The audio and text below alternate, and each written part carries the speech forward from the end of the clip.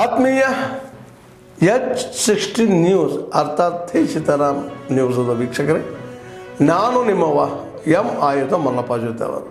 ತಾವು ಈಗ ಸುದ್ದಿಗಳ ಲೋಕಕ್ಕೆ ಎಂಟ್ರಿ ಹೊಡಿತಾ ಇದ್ದೀರಿ.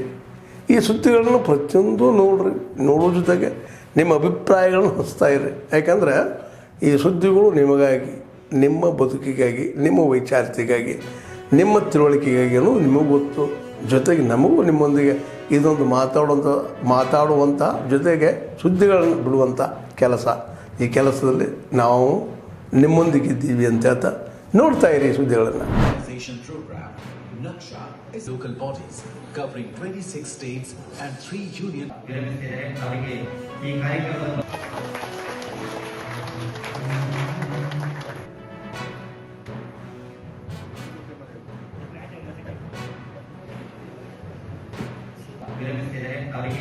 ಈ ಕಾರ್ಯಕ್ರಮದ ಮಾಹಿತಿಯನ್ನು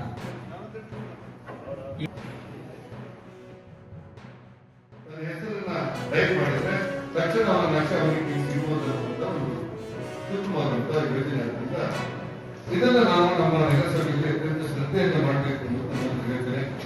ಮುಂದಿನ ದಿವಸಗಳಲ್ಲಿ ದಾರಿಗಳನ್ನು ಕಡಿಮೆ ಆಗ್ಬೋದು. ಯಾಕಂದ್ರೆ ಅವನ ನಕ್ಷೆ ಅವನ ಕೈಯಲ್ಲಿರುತ್ತೆ. ಆಕ್ರಮವಾಗಿ ಏನಾದರೂ ಭೂಮಿಯನ್ನು ಅತಿಕ್ರಮಣ ಮಾಡುವಂತ ಕೆಲಸಗಳು ಕಡಿಮೆ ಆಗುತ್ತೆ ಮತ್ತು ವಿವಾದಗಳು ಕಡಿಮೆ ಆಗುತ್ತೆ. ಭೂದಾಖಲೆಗಳನ್ನು ಪಡೆಯಲಿಕ್ಕೆ ಅವನು ತಡೆತಡೆ ಆಗುತ್ತೆ. ಸಲ್ಲದ ವಿಚಾರಗಳಿಗೆ ನ್ಯಾಯಾಲಯಕ್ಕೆ ಹೋಗಿ ಸೇರುವಂತಹ ಸಮಸ್ಯೆಗಳು ಕಡಿಮೆ ಆಗ್ಬೋದು. ಒಟ್ಟಾರೆ ಈ ಸರ್ವೆಯಿಂದಾಗಿ ಅತ್ಯುತ್ತಮವಾದಂತಹ ಒಂದು ದಾಖಲೆಗಳನ್ನು ಪಡೆಯಲಿಕ್ಕೆ ಮತ್ತು ನಗರ ಪ್ರದೇಶದಲ್ಲಿ ಆಸ್ತಿಗಳ ಬಗ್ಗೆ ಒಂದು ದಾಖಲೆಗಳನ್ನು ಹೊಂದಲಿಕ್ಕೆ ಅತ್ಯಂತ ಅನುಕೂಲವಾಗ್ತದೆ.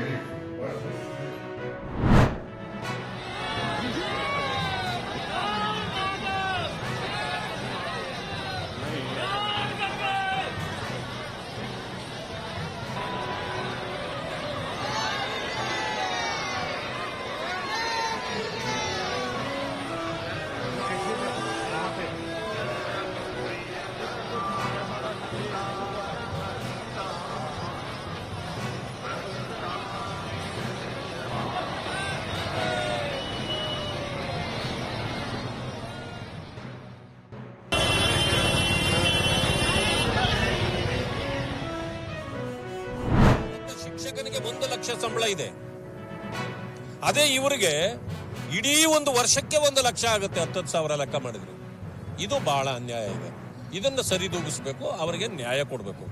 ಹೆಣ್ಣು ಮಕ್ಕಳಿಗೆ ಇವತ್ತು ಅವರ ಪ್ರೆಗ್ನೆನ್ಸಿ ಆದಾಗ ಅವರಿಗೆ ನ್ಯಾಯಬದ್ಧವಾಗಿ 1 ವರ್ಷ ಅಥವಾ ಅವರ ಕಾಲಾವಧಿಯನ್ನು ಆಧರಿಸಿ ಅವರಿಗೆ ರಜೆ ಕೊಡ್ತಾರೆ. ಇಲ್ಲಿ ಅದು ಕೂಡ ಇಲ್ಲ, ಭತ್ಯೆ ಕೊಡೋದಿಲ್ಲ. ಹೀಗೆ ಇದು ಅನ್ಯಾಯ ಆಗ್ತಾ ಇದೆ.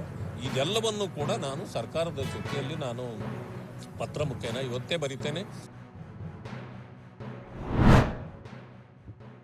Thank you, Ranveer. Good afternoon to all of you, and thank you all for joining us today for this special briefing on the ongoing state visit of His Highness Sheikh Tamim bin Hamad Al Thani, the Amir of the State of Qatar, to India. His Highness the Sheikh Tamim bin Hamad Al Thani, the Amir of the State of Qatar, is on a state visit to India on 17th and 18th February at the invitation of the Honorable Prime Minister of India, Shri Narendra Modi.